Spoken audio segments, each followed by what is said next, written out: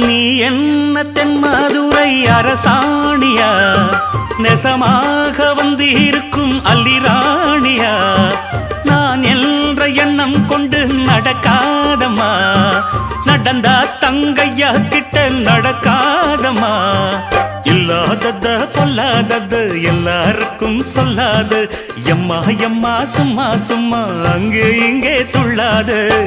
பெண்ணாக வந்தாலே பெரும்பாகியம், முன்னோர்கள் சொன்னாரடி ஒரு வாக்கியம்,